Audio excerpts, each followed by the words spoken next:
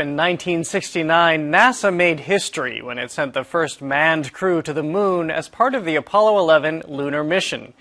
50 years later, artifacts from that expedition are on view in an exhibition titled Small Steps, Giant Leaps at Harvard University's Houghton Library. It has cataloged mankind's lunar longings dating back to the Renaissance. It's one small step for man, one giant leap for mankind. On July 20th, 1969, Neil Armstrong became the first man ever to set foot on the moon. There seems to be no difficulty in moving around as we suspected. It's even perhaps easier than the simulations of 1/6G that we performed in various simulations on the ground.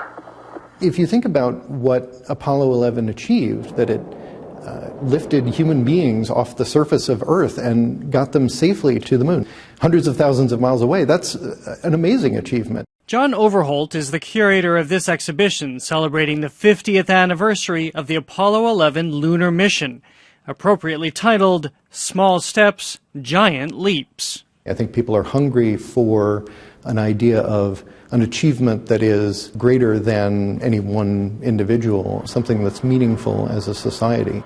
Yeah, radio loud and clear. How's it going? Roger, the EVA is progressing beautifully. I believe they're setting up the flag now. The records, memorabilia, and even tools of that achievement are all on view here. In an age when space technology was in its infancy, the astronauts mapped the stars by literally holding up this chart on the moon. Unlike any star chart before, it needs to show the position of the Earth because for the first time people were using it not standing on the Earth. The moon we see here is a pretty dusty place. There's a Velcro patch on the back that still has a little bit of moon dust trapped in it from when it was used on the lunar surface. But curiosity surrounding the moon has existed as long as humans have longed to fly. And here at the Houghton Library, Overholt has chronicled mankind's lunar fascinations as far back as the 13th century. We couldn't have hoped to reach the moon without Copernicus showing us how the solar system works, or Newton explaining the laws of gravity and planetary orbits, or Galileo's observations of the lunar surface through a telescope for the first time. Alongside the scientific, the fantastical. Fictional works from the greats like Jules Verne, author of From the Earth to the Moon, and Cyrano de Bergerac, who imagined a lunar society that sees Earth as its moon. The moon has historically been a really inspiring site to spark the imagination, and many writers have set alternative worlds on the moon as a way of commenting on earthly society. That curiosity would lay the groundwork for man's first attempts to leave Earth. From the Wright brothers to rocketry, the exhibition highlights a history of flight through original and one-of-a-kind scientific artifacts. We see a couple of pages from the flight plan that the astronauts consulted every step of the way through the mission. This checklist that has a handwritten note, "Go to descent." That's the moment they were ready to land on the moon. Roger, you're a go.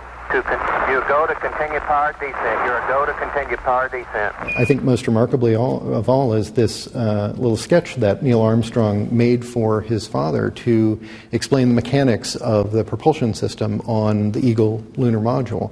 That's an amazingly intimate connection to the history of this mission. In my head, I think about them sitting in the kitchen, perhaps at home in Ohio, and his dad's like, "How does that work again?" And him just like whipping out a piece of paper. Anne-Marie Eze is the director of programming at the Houghton Library.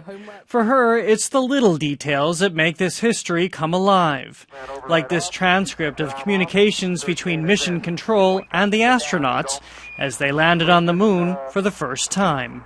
Tranquility Base here. The Eagle has landed. At the very bottom of it, Buzz Aldrin wrote afterwards, well, I spoke the first words spoken on the moon because, Neil Armstrong's the one who goes down in history for first setting foot on the moon. And he's like, hey, what about me?